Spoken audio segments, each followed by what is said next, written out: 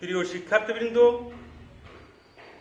আমি পদার্থবিজ্ঞান দ্বিতীয় পত্র নিয়ে হাজির হয়েছি। আমি সুরেশ চন্দ্র রায়, সহকারী অধ্যাপক, পদার্থবিজ্ঞান বিভাগ, দিগরাজ ডিগ্রি মহাবিদ্যালয়, মোংলা বাগেরহাট।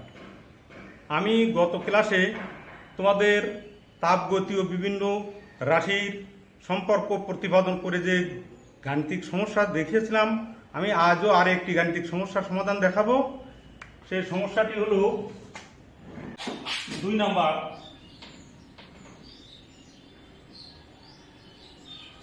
27 ডিগ্রি সেলসিয়াস তাপমাত্রায়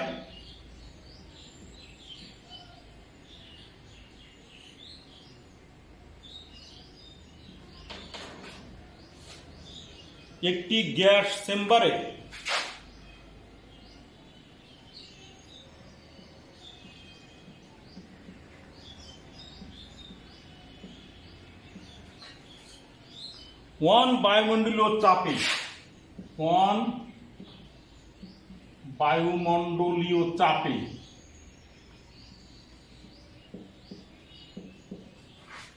বায়ুমণ্ডলীয় চাপে 100 কেজি পার মিটার কিউব ঘনত্বে 100 কেজি পার মিটার কিউব ঘনত্বের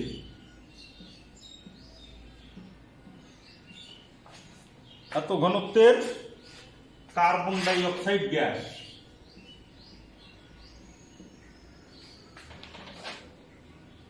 আছে।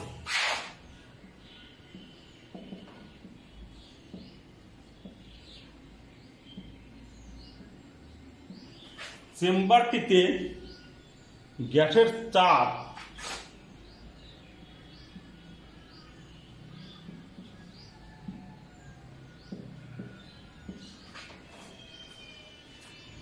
2 বায়ুমণ্ডলীয় করা হলে চেম্বারটি হঠাৎ ফেটে যায়। 2 বায়ুমণ্ডলীয় করা হলে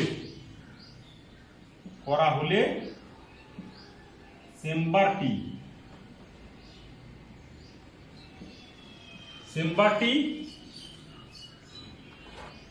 হঠাৎ ফেটে যায়।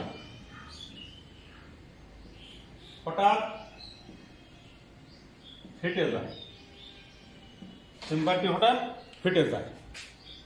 এখানে গামা এর মানটা দিয়ে দেওয়া আছে, গামা ইকুয়াল 1.32। এটি আমাদের উদ্দীপকের সাথে দেওয়া। আমাদের এখানে প্রথম প্রশ্ন,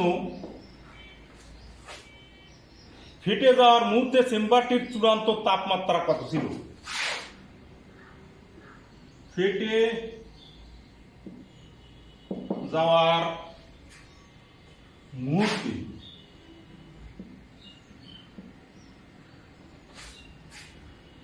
চেম্বারটির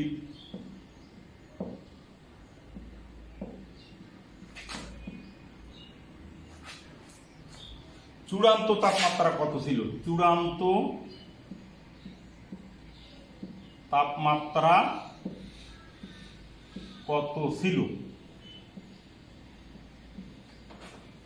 তাপমাত্রা কত ছিল? আর খতে বলা হচ্ছে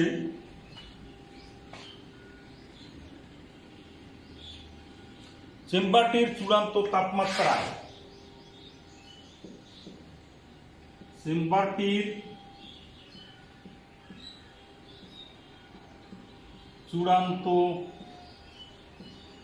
তাপমাত্রায় গ্যাসের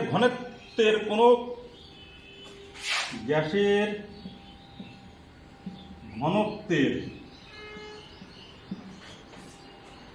কেমন পরিবর্তন হবে?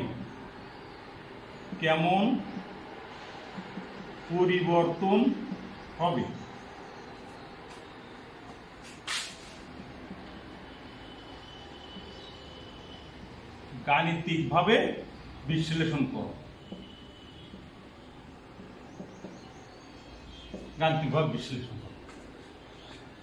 এটা হলো আমাদের দুটো প্রশ্ন। ফেটে যাওয়ার আগে 27 ডিগ্রি সেলসিয়াস তাপমাত্রায় একটি গ্যাস চেম্বারে 1 বায়ুমণ্ডলীয় চাপে 100 কেজি পার মিটার কিউব ঘনত্বের কার্বন ডাইঅক্সাইড গ্যাস আছে। চেম্বারটিতে গ্যাসের চাপ টু বায়ুমণ্ডলীয় করা হলে 1 বায়ুমণ্ডলীয় আছে, গ্যাসের চাপ যদি 2 বায়ুমণ্ডলীয় করা হওয়ার সাথে সাথে চেম্বারটি হঠাৎ ফেটে গেলে ফেটে যাওয়ার মুহূর্তে চূড়ান্ত তাপমাত্রা কত ছিল এবং এতে গ্যাসের ঘনত্বের কেমন পরিবর্তন হলো, চেম্বারটির চূড়ান্ত তাপমাত্রা অর্থাৎ চূড়ান্ত তাপমাত্রা যখন ফেটে গেছিল তাপমাত্রা কত, আর তখনই সেই তাপমাত্রার ঘনত্বের কেমন পরিবর্তন হলো এটা আমাদের নির্ণয় করতে হবে। তা আমরা সমাধান করি।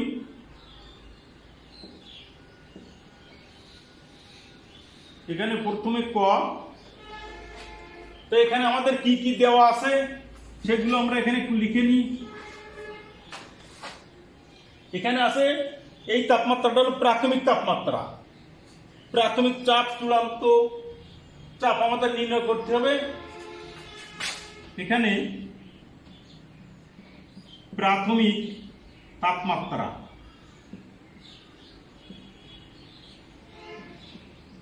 T1 equal 27 degree C, 27 degree C, এর সাথে 273 যোগ করলে 273 আর এত 300 কেলভিন। আমরা অঙ্ক করার সময় সাধারণত তাপমাত্রাকে কেলভিনে প্রকাশ করে নিয়ে করব।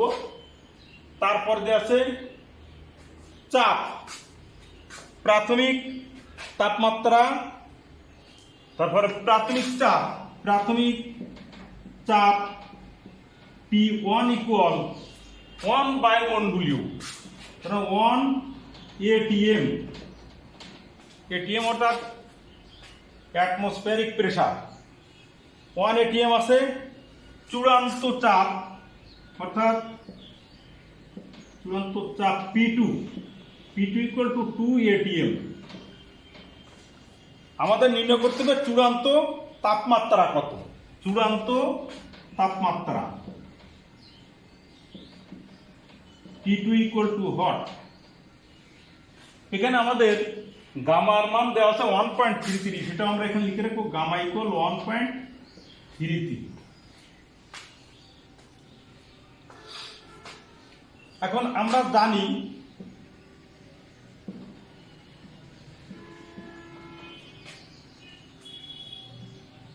P1 1 মাইনাস gamma by gamma equal T2 1 মাইনাস গামা বাই গামা। এখন আমাদের T2 এর মান বের করব। আমরা একটু ক্যালকুলেশন সহজ সরল করে নিই। T2 equal T1 R P1 by P2, এই দুটোর পাওয়ারই 1 মাইনাস গামা বাই গামা। T1 এর মান আছে আমাদের কত, 300, P1 আছে 1 আর P2 আছে 2, এর পাওয়ার 1 মাইনাস 1.33 বাই 1.33। এবার আমরা ক্যালকুলেটরে ক্যালকুলেশন করব। 1 মাইনাস 1.33 ভাগ 1.33, এটা করলে আসে 300 ইন্টু এটার মান তো 0.5, এর পাওয়ার আসে এটা মাইনাস আসছে 0.248। এটাকে ক্যালকুলেশনে করলে আমাদের আসে এত ইন্টু 300,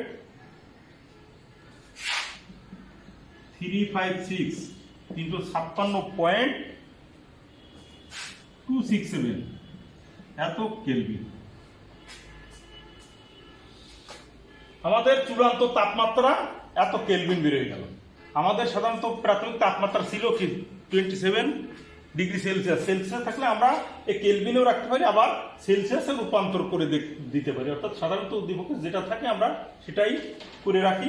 অর্থাৎ এর থেকে আমরা 273 বিয়োগ করব, 356.267 মাইনাস 273, এত মাইনাস 273 ইকুয়াল 268 এত ডিগ্রি সেলসিয়াস আমাদের চূড়ান্ত তাপমাত্রা 356.267 কেলভিন বা 83.268 এত ডিগ্রি সেলসিয়াস। আমরা এটা এরকম রাখতে পারি। এবার দেখা যাক আমাদের খর উত্তর কি।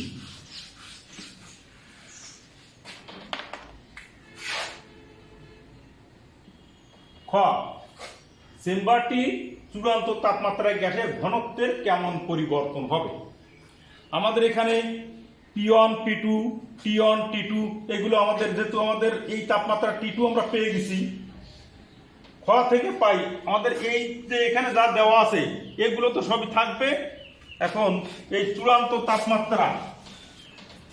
তাপমাত্রা T2 মান আমরা পেয়েছি কত, 356.267 এত কেলভিন আমরা এটা ক থেকে পাই।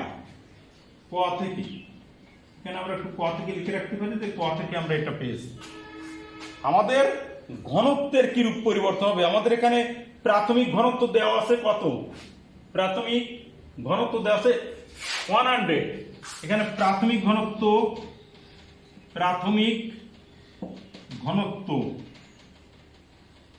Rho 1 equal 100 KG per metre cube.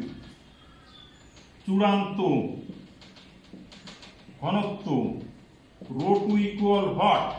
আমাদের বলছে ঘনত্বের পরিবর্তন, তাহলে আমরা লিখব ঘনত্বের পরিবর্তন।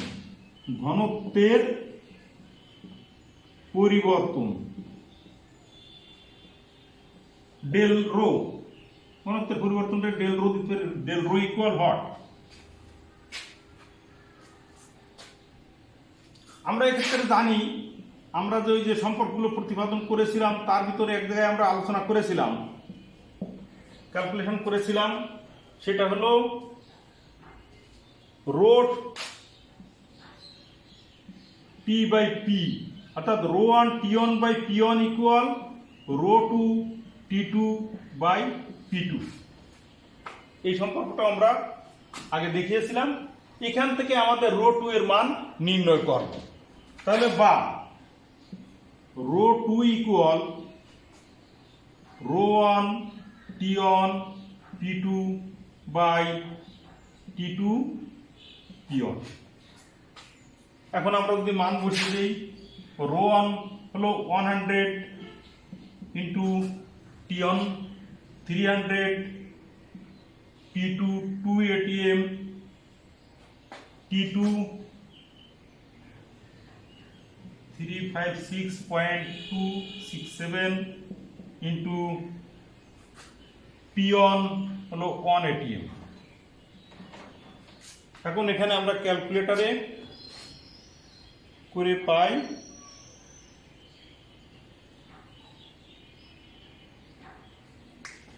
168.413 এত কেজি পার মিটার কিউব। তাহলে আমাদের চূড়ান্ত ঘনত্ব হলো 168 পয়েন্ট সামথিং, মানে 4 এত, আর আগে ছিল 100। তাহলে আমাদের ঘনত্ব কি হলো, আগে ছিল 100, এখন 168 পয়েন্ট সামথিং, তার মানে ঘনত্ব বৃদ্ধি পেয়েছে। তাহলে আমরা এখানে লিখব যে ঘনত্ব বৃদ্ধি, অতএব